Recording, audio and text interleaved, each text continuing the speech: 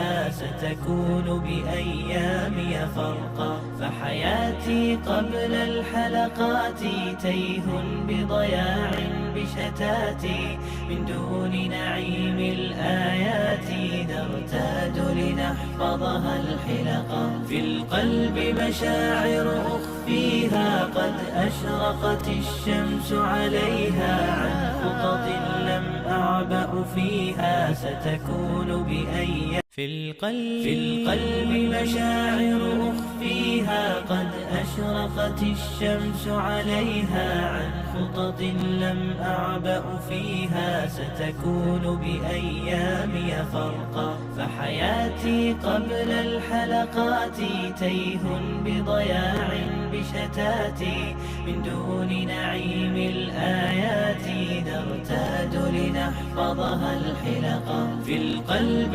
مشاعر أخفيها قد أشرقت الشمس عليها، عن خطط لم أعبأ فيها ستكون بأيام.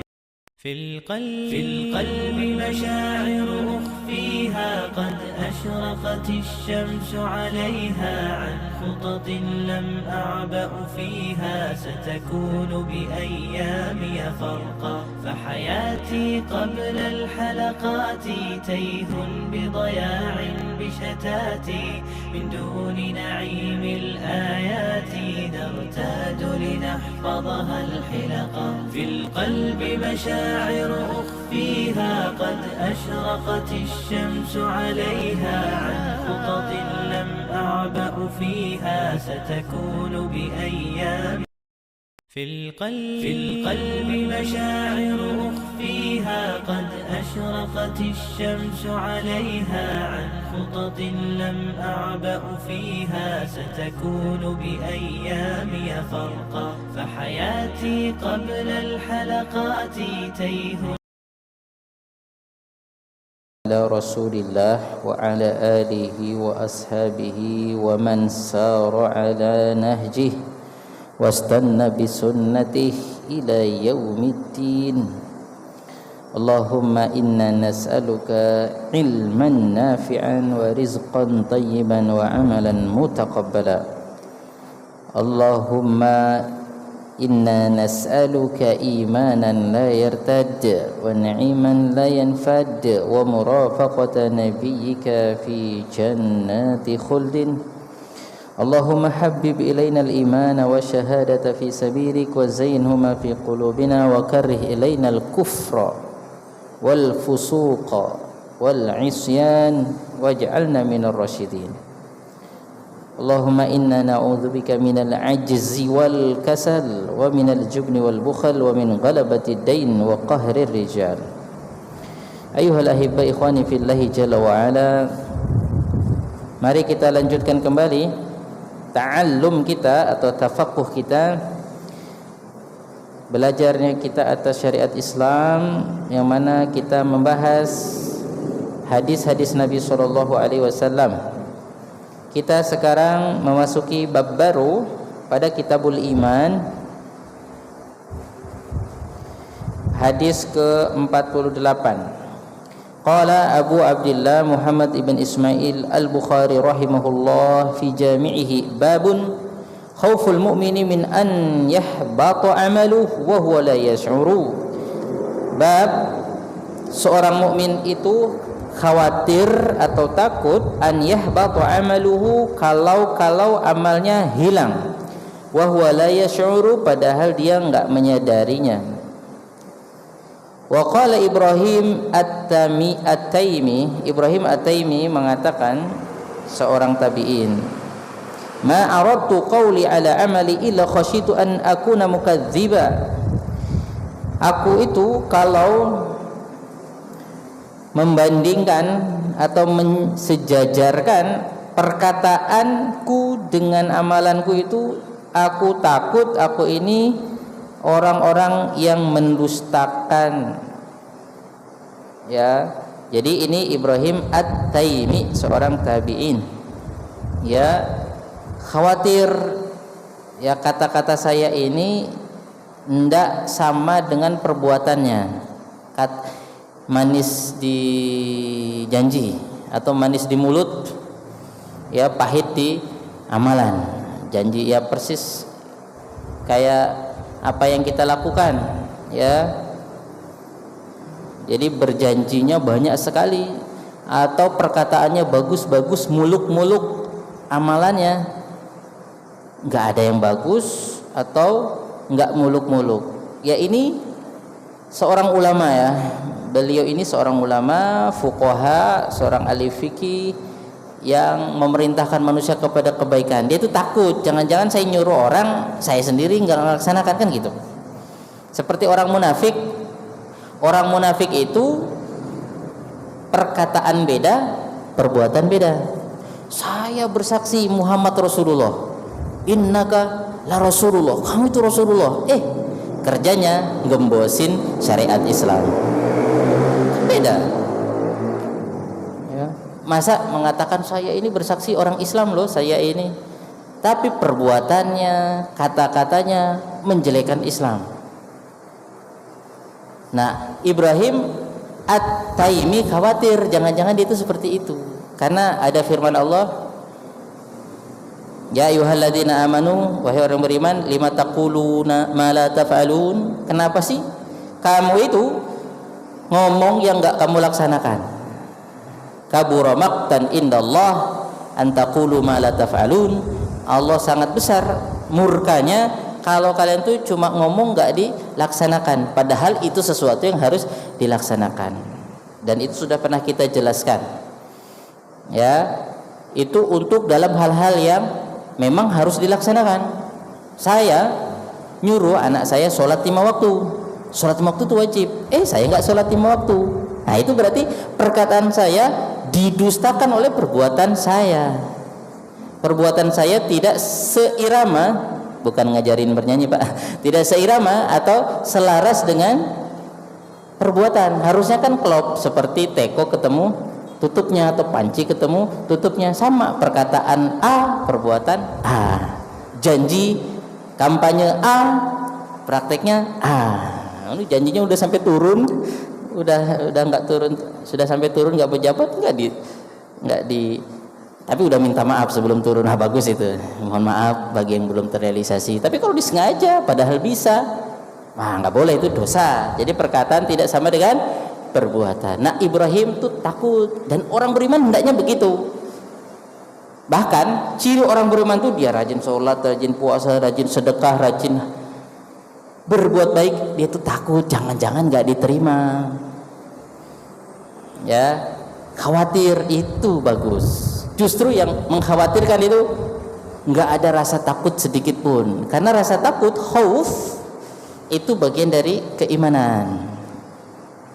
Ya seperti itu. Jadi intinya Ibrahim At-Taimi, kata Imam Bukhari, itu takut kalau kata-kata dia itu didustakan oleh perbuatan, karena biasanya perbuatan itu lebih berat daripada perkataan. Ya nggak Pak? Janji sebagai kepala sekolah harus gini. Perbuatannya, ayo harus masuk, kepala sekolahnya terlambat contohnya. Atau presiden atau apa. Biasanya kita itu kalau ngomong lebih gampang, makanya ngeri kalau jadi penceramah. Ngomong bagus-bagus, rumah tangga yang baik, wah Pak Ustadznya nggak baik. Nah itu kan berat. Nah makanya kita harus terus berusaha agar perkataan kita tidak didustakan oleh perbuatan. Berusaha, bukan juga waduh saya itu nggak sempurna, jadi saya nggak mau ngajak orang dah, saya ngajak diri sendiri saja. Anak saya aja nggak saya ajak, istri saya nggak saya ajak, mau sholat nggak sholat toh, yang penting saya ngajak diri sendiri. Nggak boleh, ada dalil lain memerintahkan kita bertanggung jawab kepada anak istri. Seperti itu. Ada dalil lain memerintahkan kita untuk saling menasihati. Ada dalil lain suruh kita amar ma'ruf nahi mungkar. Gitu. Jadi terus gimana? Ya nggak boleh menyerah dengan keadaan, jalani, tapi sambil takut. Ya Allah, saya ini nyuruh orang sholat Jumat, rajin-rajin datang pertama, saya datangnya ke terakhir. Nah, gimana itu? Guru agamanya nyuruh anaknya begini. Waduh, jangan mainan asap atau ngerokok. Guru agamanya contohnya masih main asap. Contoh. Ya kan akhirnya gimana kata murid-muridnya? Katanya harus jangan suka marah. Dia marahan. Harus memaafkan, dia susah memaafkan. Nah itu berat. Tapi bukan berarti kita tidak menasehati atau tidak mengingatkan seperti itu. Karena selain Nabi nggak ada yang sempurna. Selain Nabi nggak ada yang sempurna. Cuma kita harus ada usaha tekad agar sama perbuatan dengan perkataan. Beda dengan orang munafik, memang nggak diniatin, nggak apa-apa. Perkataan beda sama perbuatan, nggak apa-apa. Emang gue pikirin, justru dia mencari perlindungan dengan kata-kata indahnya, padahal perbuatannya mendustakan. Itu orang munafik. Jadi menjadikan kata-katanya, syahadatnya, janji-janjinya itu hanya untuk kepentingan dia saja, padahal dia mendustakan, perbuatan dia mendustakan. Nah itu orang munafik. Kita jangan begitu. Kemudian qala Ibnu Abi Mulaikah, Imam Ibnu Abi Mulaikah itu seorang tabi'in, muridnya Bunda Aisyah. Dia ketemu sama sahabat Nabi sekitar 30-an. Apa kata Imam Ibn Abi Mulaikah? Ibn Abi Mulaikah, adraktu 30 min ashabin Nabi sallallahu alaihi wasallam kulluhum yakhafu an-nifaqa ala nafsih ma minhum ahadun yaqul innahu ala imani Jibril wa Mikail. Kata Ibn Abi Mulaikah, seorang tabi'in, ulama besar ya, murid-muridnya sahabat, yang termasuk muridnya Bunda Aisyah. Kata Ibn Abi Mulaikah, ya ini sebelum hadis ya, sebelum bawakan hadis bawa perkataan ulama dulu. Saya berguru atau menjumpai 30 sahabat-sahabat Nabi atau guru-guru saya 30. Kulluhum, semua mereka yakhafun nifaqa ala nafsi, khawatir jangan-jangan mereka itu kena kemunafikan. Jadi semua, nah itu ciri orang soleh, takut jangan-jangan dia itu imannya bermasalah atau enggak bagus imannya, khawatir gitu, punya rasa khawatir, takut dia itu munafik. Beda perkataan dengan perbuatan, semuanya. Terus ma minhum ahadun, tidak ada seorang pun dari mereka yaqul, berkata innahu ala iman Jibril wa Mikail, imannya sama seperti iman Jibril dan Mikail. Enggak ada. Mereka semua takut. Nah, ini karena berhubungan dengan hadis yang akan kita baca, di save dulu Pak ya. Disimpan dulu. Jadi nggak ada yang mengatakan iman mereka itu seperti imannya Jibril, Mikail, tinggi banget, pede gitu. Nah, emang ada orang seperti itu nanti? Ada Pak. Ya, kelampauan pede berbahaya. Ya, pokoknya iman saya itu biar kayak apa, saya ini pasti dicintai Allah. Padahal rusaknya bukan main. Aku pasti dicintai Allah Subhanahu wa taala. Nah, sebetulnya ada contohnya, Pak. Sebagian orang-orang Yahudi di zaman Nabi Musa dan mungkin sekarang juga terlalu pede, dia itu adalah anak cucu Abraham. Ya, anak cucu Ibrahim. Dan keturunan Sarah istrinya Ibrahim, itu orang soleh ya. Orang soleh. Terus dengan pernyataan mereka, nahnu abnaullah wa ahibba'u, kita ini anak-anaknya Allah dan kekasih-kekasih Allah. Ahibba'u, kekasih-kekasih Allah. Bagus nggak itu? Pede ya? Pede kan? Tapi perbuatannya, loh kok menentang ajaran Allah. Ini kan ada orang begini. Oh ada Pak. Mungkin kita aja begitu kadang-kadang, istighfar aja. Ngakunya tapi faktanya bertentangan sekali. Nah jangan seperti itu. Sampai Allah dikatakan ya yadullah maglulah, tangan Allah terbelenggu, kita yang dermawan. Allah mengharamkan riba. Oh nggak apa-apa, riba itu sama dengan jual beli, kan sama-sama, yang penting cari untung ya, kan intinya kan bati. Sama aja, jual beli juga cari untung. Orang dia mau kok. Tuh begitu. Allah mengharamkan riba, dia menghalalkan. Nah ini apa ini? Kok ngaku cinta, ngaku kekasih-kekasih Allah, ngaku anak-anak Allah, ngaku orang-orang soleh, amalannya tabrakan banget dengan perkataannya. Nah itu munafik. Nah munafik nanti ada munafik keluar dari Islam, nifak mengeluarkan seorang dari Islam. Ya ada juga munafik yang tidak mengeluarkan dari Islam. Nah, seperti itu. Jadi ada yang seperti itu, ada dan berbahaya. Yaitu Bani Israel tuh. Bahkan satu-satunya negara dengan judul agama ya Israel, Pak. Berani dia ngasih nama negaranya Israel. Israel tuh Yakub, Pak, nama nabi. Kita aja malu, Indonesia aja negara Islam. Bukan, Indonesia bukan negara Islam. Indonesia negara apa? Negara Pancasila. Enggak apa-apa, Pak. Indonesia terserah, Pak. Tapi yang pasti ya umat Islam banyak di Indonesia, itu aja. Yang berjuang banyak umat Islam, alhamdulillah. Bukan berarti yang tidak Islam tidak berjuang juga. Tapi kok enggak, Indonesia pokoknya bukan negara Islam. Takut banget. Israel aja pede, ya. Tak apa-apa. Brunei aja bukan nama nabi, nama negaranya Brunei. Ya, tapi masih mending Darussalam. Indonesia itu Indo Hindu Nation. Dulu kita India Timur, India paling jauh, makanya Hindia Belanda. Makanya kayaknya sih dulu kita nyatu sama India, Pak. Buktinya makanannya mirip-mirip, warna kulitnya mirip-mirip juga. Hindu asalnya, Indonesia. Itu juga bukan kita yang ngasih nama lagi. Kata-kata Indonesia itu, ya, orang Belanda. Tidak apa-apalah, terima aja. Yang penting amalan kita harus keren, ya, amalan harus keren, membuktikan kita orang beriman. Nah, ya nggak apa-apa sih namanya Parjono, namanya Suyono, yang penting amalannya Islam. Kalau ya enggak apa-apa, namanya kan nama bahasa kan dari Allah Subhanahu wa taala. Tapi buktinya harus, nah seperti itu. Ala kulli hal, memang berbahaya kelampauan pede seperti Bani Israel itu, terlalu pede, akhirnya punya peradaban sendiri, punya kekuatan sendiri, jahatnya enggak ketulungan dan merasa mereka itu yang benar. Itu resolusi PBB semua satu dunia, Pak, mengutuk dia jelas salah, tetap aja lanjut. Kenapa? Ya karena dia kuat, karena dia tahu PBB kekuatannya sampai mana. Ya, yang buat juga siapa. Nah, itu kan gara-gara merasa lebih baik, bahkan dia itu keturunan Abraham, bahkan itu kerajaan David, kerajaan Daud yang harus mereka itu mau buat peta Timur Tengah jadi baru, Pak. Nah, sekarang sudah nggak ada satu. Ini bicara bukan politik ya, geopolitik. Nah, jadi intinya mereka itu ingin punya peradaban orang-orang saleh dulu, bagus kata-katanya, tapi kan tidak sesuai dengan perbuatannya, jahatnya nggak ketulungan. Jadi yang menentang kejahatan Israel itu orang Israel sendiri, yang sampai mati di bulldozer itu ya orang Israel sendiri, yang mengatasnamakan kemanusiaan. Israel lawan Israel, Israel jahat lawan Israel yang membela kemanusiaan.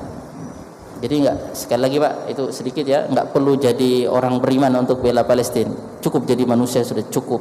Tidak ada orang Islam enggak bela umat Palestina, itu saya enggak tahu liberalnya enggak ketulungan itu, ya. La ilaha illallah. Ala kulli hal. Nah, yang begitu kan ada kelampauan imannya tinggi, bahkan katanya enggak popo, masuk neraka enggak apa-apa, paling sebentar aja, ayaman makdudah, nanti melebus surga lagi. Pak, enggak apa-apa masuk neraka. Lan tamassana an-naru illa ayaman makdudah. Kita itu disentuh neraka aja bentar aja. Pede nggak, Pak? Pede kan ngerasa aman, wis aman. Aman, Kang. Subhanallah. Biasanya orang-orang filsafat yang jelek, Pak, belajar filsafat yang jelek. Ya itu sama, akhirnya jadi candaan juga. Enggak apa-apa, nanti enak masuk neraka sama artis. Kasihan juga artis dipaksa masuk neraka. Jangan-jangan artis sudah tobat. GR amat loh, enak masuk neraka sama para artis. Loh, artisnya udah tobat sampean masih bohong. Ya enggak? Ya, mengatasnamakan artis. Astagfirullah wa atubu ilaih. Itu kan terlalu pede. Dosa ditusuk tidak terasa. Itu kan terlalu pede, merasa hebat, merasa kuat. Bahaya enggak? Bahaya. Itu kelompok Murji'ah. Kelompok Murji'ah itu sudah nongol sejak zaman sahabat tabi'in. Nah, makanya Imam Bukhari itu nulis Sahih Bukhari ini salah satunya adalah membantah kelompok-kelompok yang mengatasnamakan Islam tapi jauh dari pemahaman Al-Quran dan Sunnah. Ya, berbahaya nggak? Berbahaya. Nanti orang kenal Islamnya lewat situ, bahaya. Makanya tetap kita saling menasihati. dibantah. Nah ini keyakinan Murji'ah. Kalau Murji'ah itu sing penting la ilaha illallah Muhammad Rasulullah, mau ngapain aman, yang penting beriman, masuk surga, masuk surga. Bahaya Pak pemahaman Murji'ah ini, udah viral di zaman sahabat setelah Rasulullah meninggal. Nah makanya kita harus belajar, jangan sampai iman kita iman Murji'ah seperti itu. Nah nanti soalnya takutnya masuk ke dalam kekufuran yang besar sehingga batal Islam kita. Kalau masih cuma dalam derajat kefasikan, nggak keluar dari Islam, masih mending. Kalau keluar dari Islam itu nauzubillahi min dzalik. Nanti akan kita jelaskan lebih lanjut. Nah kemudian wa yudkaru anil Hasan, dan disebutkan dari Hasan. Jadi kalau ada Hasan tabi'in tuh insya Allah Hasan al-Basri, Hasan al-Basri. Jadi seorang ulama yang terkenal dengan petuah-petuahnya itu Pak. Ya, dia juga perawi hadis, temannya Muhammad ibn Sirin yang pernah kita bahas. Hasan al-Basri berkata, "Ma khafahu illa mu'min wala aminahu illa munafiqun." Kalau orang tuh takut dia itu menjadi munafik, itu justru bagus. Kalau dia merasa aman-aman saja, nggak takut bahwa ada kemunafikan bisa menjangkitinya, berarti dia orang munafik. Nah, ini yang perlu kita tanamkan. Jadi kita itu harus punya rasa takut, khawatir, jangan-jangan kita terjatuh ke dalam perbuatan kemaksiatan, kefasikan, kekufuran. Makanya kita terus berdoa supaya istiqomah, mohon hidayah, ihdinas siratal mustaqim. Salat itu lagi yang dibaca. Salat sunnah ya ihdinas siratal mustaqim, lagi Al-Fatihahnya, enggak ada Al-Fatihah baru. Kenapa? Ya karena kita itu bisa ganti-ganti Pak. Serius. Manusia itu bisa berubah Pak. Serius. Kemarin janji begini-begini, masih ada videonya. Ya enggak? Berubah enggak? Berubah. Sebelum menjabat begini kata-katanya, sudah menjabat begitu. Ya kita aja nggak usah menjabat, gini-gini aja. Pas sebelum nikah kata-katanya keren, sudah nikah. Sebelum nikah bulan madu, setelah nikah bulan empedu, pahit. Semuanya pahit. Ya kata-kata suami pahit, kata-kata istri pahit lagi. Nah ini gimana? Ya berusaha gimana supaya nggak pahit-pahit amat. Diperbaharui imannya. Nah, termasuk duduk kita di majelis ini salah satu cara untuk memperbaharui iman. Kita dengar satu hadis, kita dengar satu nasihat supaya iman kita itu terbaharui. Makanya Nabi SAW menguatkan iman sahabat ya dengan ilmu. Kalau dijorkan, dibiarkan begitu, bisa hilang lama-lama. Akhirnya kita jadi kebal, dinasehati enggak mau dengar Al-Quran, tidak mau dengar hadis, tidak mau dengar perkataan temannya, nasihat, kebal ya, semaunya sendiri. Kenapa? Ya karena nggak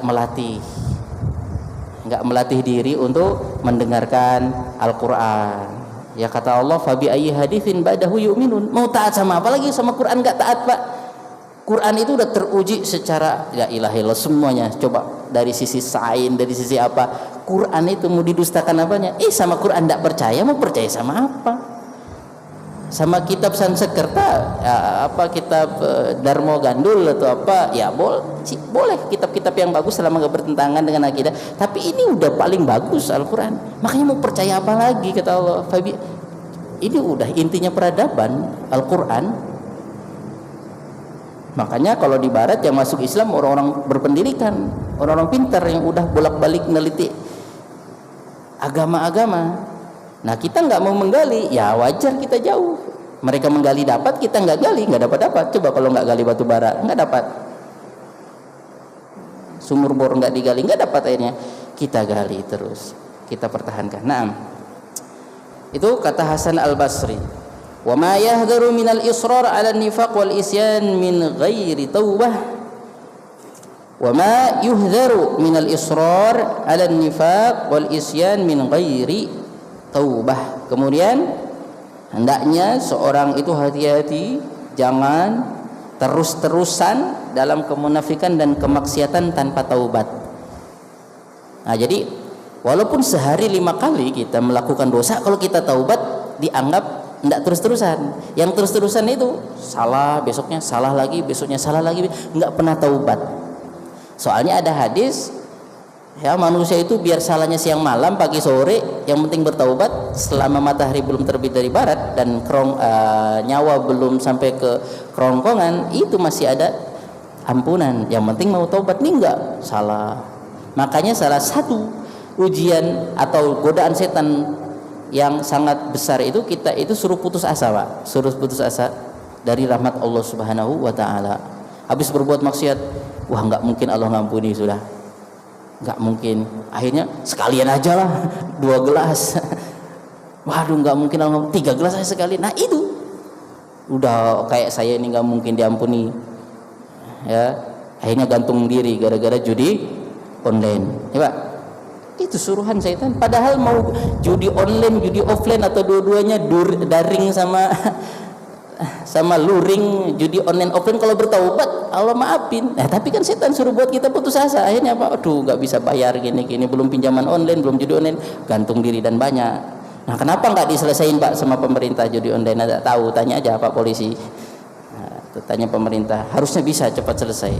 La ilaha illallah. Mudah-mudahan kita bisa melindungi kita dan keluarga kita. Nah, kemudian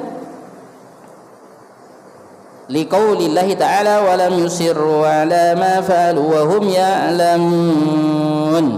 Nah, Pak, kalau orang beriman itu oke, dia berbuat salah tapi enggak keterusan, wa lam yusirru, enggak keterusan ala ma fa'alu, terhadap kesalahan mereka, wa hum ya'lamun, dan mereka tahu, akhirnya bertaubat. Nah, jadi intinya harus bertaubat. Jangan seperti iblis. Nah, iblis itu contoh yang keterusan. Sama Allah Subhanahu wa taala suruh sujud kepada Adam sebagai bentuk penghormatan, karena Adam itu berilmu, Pak. Orang berilmu kan harus dihormati. Ya kan? Walaupun adik kelas, walaupun junior. Allah ciptakan Adam dengan kedua tangannya lengkap, dikasih ajarin ilmu, asma, ya, nama-nama, ya, Adam. Akhirnya iblis suruh sujud sebagai bentuk penghormatan kepada pendatang baru, penduduk baru, ya, transmigrasi, ya, pendatang baru. Apa tanggapan iblis ketika diajak sujud? Enggak mau. Ana khairun minhu, khalaqtani min nar wa khalaqtahu min tin. Sayang sudi, prasudi. Tidak mau saya, masa sujud sama makhluk dari tanah, saya makhluk dari api. Api sama tanah bagus api, masa yang bagus, lebih bagus sujud A plus sujud sama C. Gengsi lah. Padahal ini bukan bagus nggak bagus, ini perintah Allah untuk menghormati makhluk baru, bukan menyembah, Pak. Kalau menyembah syirik. Karena sebelum Nabi Muhammad, saya ulang ya sampai nempel, mulai Nabi Isa ke atas sampai Nabi Adam, Nabi pertama, itu masih boleh menghormati dengan sujud. Kayak di keraton itu, Pak, semi sujudnya nggak? Pernah ke keraton, Pak? Kan harus agak jalannya. Pulangnya aja harus, jangan dikasih, mohon maaf, jangan dikasih punggung, mundur kita. Tapi nggak sampai rumah, Pak. Kalau mundur sampai rumah ya ketabrak. Tapi sejak Nabi Muhammad jadi nabi, dilarang sujud kepada raja, kepada Nabi Muhammad. Tidak boleh, silahkan hormati, tapi jangan sampai sujud atau ruku.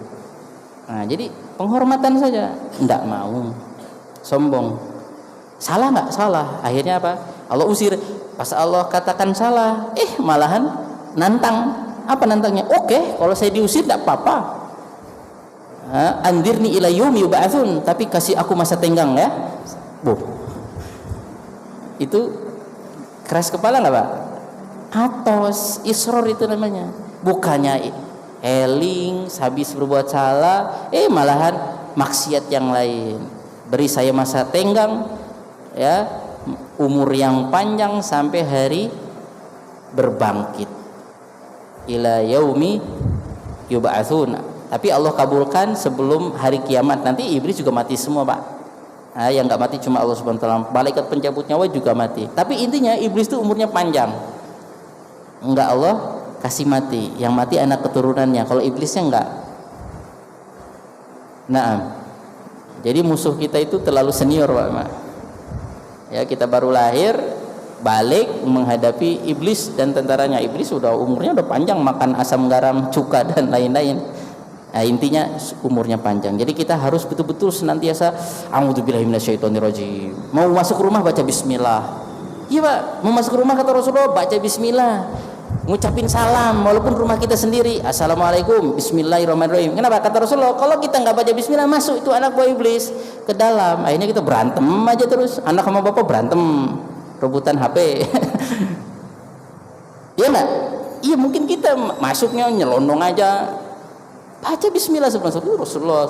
Sebelum makan bismillah lagi supaya dia nggak ikutan. Pengantin baru bismillah. Ojo langsung. Loh iya, begitu musuh kita itu berat, makanya kita jangan sombong, minta perlindungan dari Allah Subhanahu wa taala. Nah,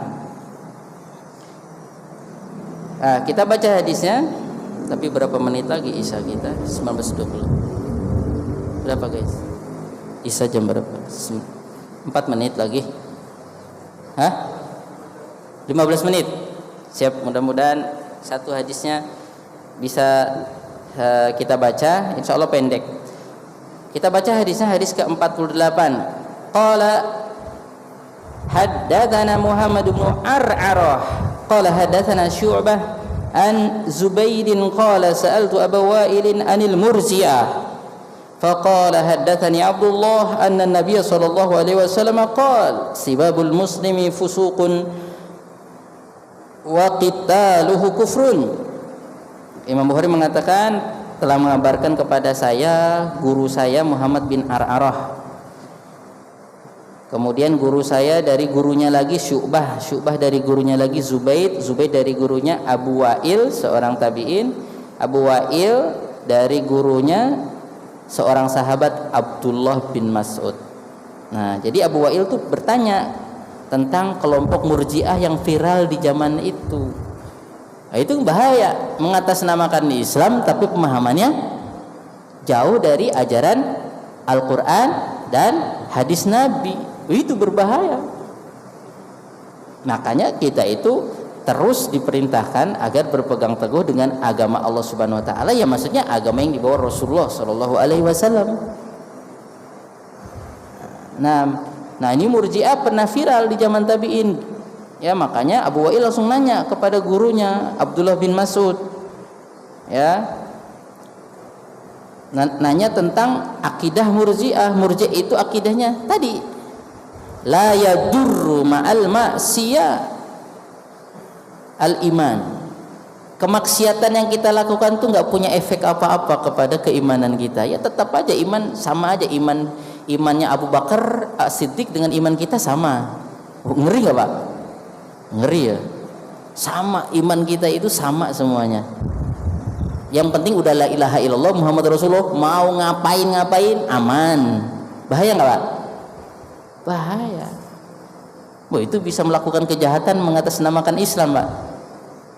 Membunuh aman, judi online aman, korupsi 200 triliun apa 6 tahun penjara aman. Oh, enggak bisa. Kemaksiatan sekecil apapun tuh bisa mempengaruhi iman kita, bisa bertambah iman kita dengan keimanan, dengan amal soleh, dan berkurang dengan kemaksiatan.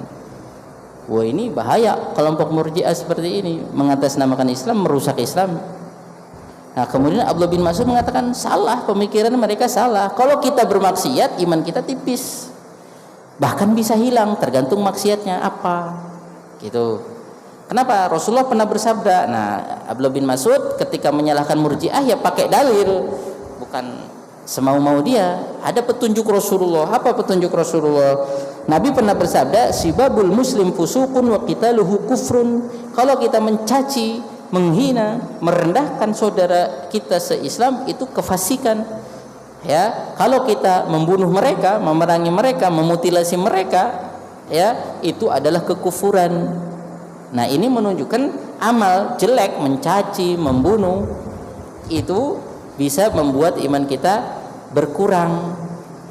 Kita mencaci orang fasik, kita memerangi orang atau membunuh orang kafir. Nah, tapi di sini nggak boleh kita lepas gitu saja. Di sini ada hadis yang lain, mencaci membunuh itu kefasikan dan kekufuran yang belum tentu keluar dari Islam, tergantung. Kalau saya menghalalkan pembunuhan, saya membunuh orang, saya mutilasi, nggak apa-apa, membunuh itu amal soleh. Kan ada Pak, orang berbuat jahat itu baik bagi dia, nggak mandi itu baik, nggak pernah mandi, wah itu kebaikan, udah bisa. Itu penyembah syaitan. Penyembah syaitan tuh ada satu keyakinan dan ada pengikutnya, ya. Apa yang dilarang agama itu yang diperintahkan. Nah, jadi itu kekufuran kalau seperti itu. Nah, tapi kalau seorang membunuh, sebetulnya saya nggak mau membunuh, tapi kalau saya nggak bunuh dia nanti dia ngambil kekuasaan saya. Nah, padahal saya memang sih salah, saya kejam ini waktu berkuasa. Tapi terpaksa ya, mohon maaf saya bunuh, saya ini berdosa, saya mau bertobat. Nah, dia membunuh, menyesal nggak? Menyesal, merasa berdosa ketika membunuh. Itu namanya kekufuran kecil.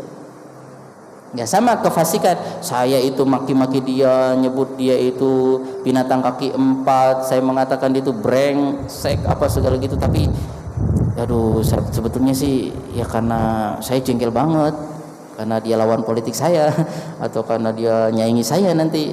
Jadi, nah itu dia tuh tahu berbuat salah begitu. Nah, itu fasik. Tapi dia masih ngakui kesalahan, harusnya begitu. Masih mending begitu. Harusnya sih jangan mencaci, harusnya jangan membunuh. Tapi lebih bagus kalau kita mengakui kesalahan. Itu bedanya Adam sama iblis. Adam ketika berbuat salah, bermaksiat kepada Allah Subhanahu wa taala, ya Allah salah. Rabbana dzalamna anfusana. Ya Allah, kita udah menzalimi diri kita sendiri. Fa illam taghfir lana wa tarhamna. Kalau Engkau nggak ngampuni kami, nggak merahmati kami, waduh kita rugi banget. Itu bedanya. Nah, kalau terus-terusan itu isror, itu bahaya. Tapi kalau berbuat salah terus eling, bagus. Nah, seperti itu. Murji'ah ini berbahaya, kenapa? Loh, keyakinannya nggak apa-apa, maksiat nggak membahayakan iman, kan berbahaya. Itu. Nah, jadi sibabul muslim fusuqun wa qitaluhu kufrun. Mencaci seorang muslim itu kefasikan, dan memeranginya atau membunuhnya itu adalah kekufuran. Intinya, kalau kita melakukan cacian kepada orang, menghina orang, merendahkan orang, iman kita berkurang. Kita termasuk orang fasik. Tapi bukan berarti kita keluar dari Islam, tapi imannya berkurang. Nah, kalau Murji'ah kan nggak mau mencaci, mau ngapa, yang penting la ilaha illallah, syahadat di KTP la ilaha, aman, masuk surga. Loh, itu bahaya sekali akidah Murji'ah. Makanya Abu Wa'il bertanya kepada Abdullah bin Mas'ud. Nah, ini yang disebut pemahaman sahabat dalam beragama, Pak. Ini contoh kita itu kalau beragama harus dengan pemahaman sahabat, yaitu sahabat paham ini dari Rasulullah. Nah, kalau kita nggak ngikutin Ibnu Mas'ud, ya Islam juga, tapi Islam Murji'ah. Mau kejamnya kayak apa, orang Islam kok membelain kezoliman dibelain. Nah, ini Islam apa? Kan mengatasnamakan Islam. Nah, itu berbahaya. Nah, ini jadi rumusnya begini. Rumusnya, kalau kita nggak puasa atau nggak sholat, jangan ngomong wah sholat itu nggak perlu, sholat itu ya yang penting eling aja sudah. Omong aja, duh saya sebenarnya mau sholat, saya juga sudah banyak uang, karyawan saya juga, tapi saya malu kalau nyuruh sholat. Masih ngakui dia nggak bayar zakat, ya iya harusnya bayar zakat, tapi aduh gimana ya, nanti uang saya jadi kurang.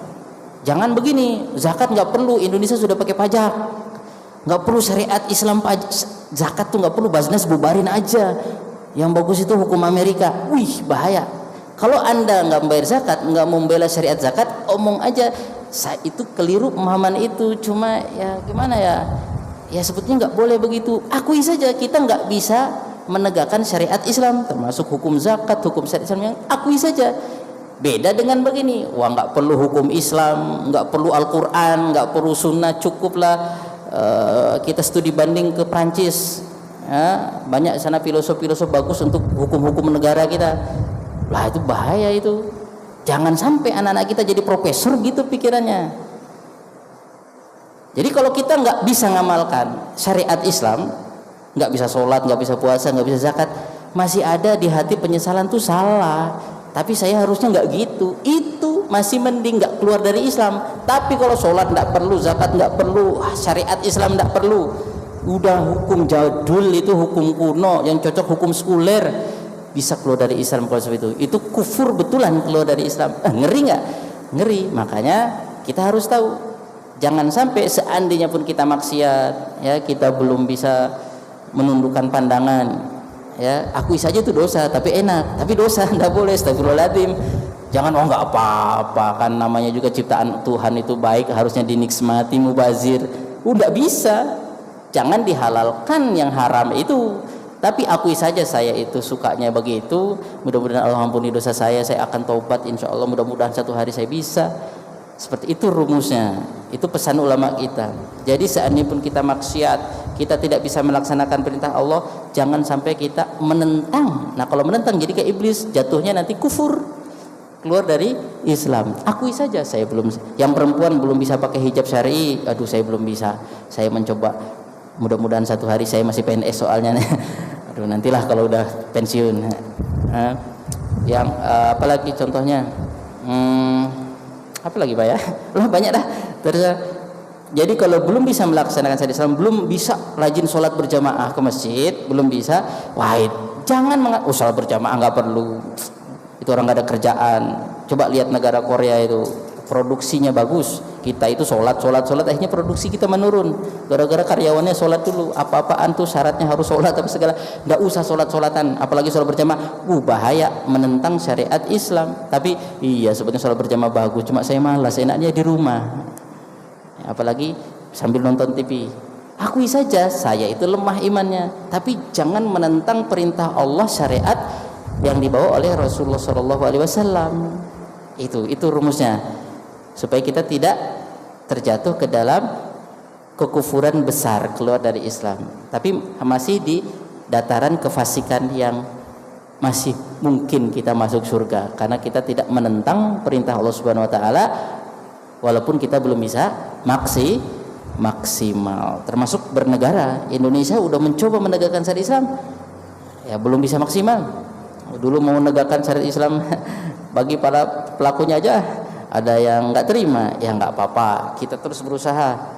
Nah Arab Saudi berusaha menegakkan, ya macam-macam lah, kayak orang aja bertingkat-tingkat kemampuannya. Nah tugas kita saling menasihati, saling menguatkan satu sama yang lain, antara muslim, ya antara pemimpin, ya antara keluarga, suami istri, anak bapak, seperti itu. Watawasau bil haqqi watawasau bis sabr, saling menasihati, saling berwasiat untuk melaksanakan kebenaran dan menetapi kebenaran tersebut, sabar dan mempertahankan kebenaran. Demikian yang bisa kita sampaikan. Mudah-mudahan inti dari pembahasan kita malam ini sudah bisa ditangkap, dan silahkan Bapak ulang kembali kepada keluarga Bapak di rumah tentang konsep iman kita itu bisa berkurang kalau maksiat dan bertambah kalau kita melakukan iman kita bisa bertambah kalau kita melakukan amal soleh dan berkurang kalau kita bermaksiat. Dan jangan sampai kita punya pemahaman kepedean dalam iman seperti orang Murji'ah, kemaksiatan nggak ngefek ya dari untuk keimanan kita. Na'udzubillahi min dzalik. Barakallahu fikum, subhanakallahumma wa bihamdika asyhadu an la ilaha illa anta astaghfiruka wa atubu ilaika. Wassalamualaikum warahmatullahi wabarakatuh.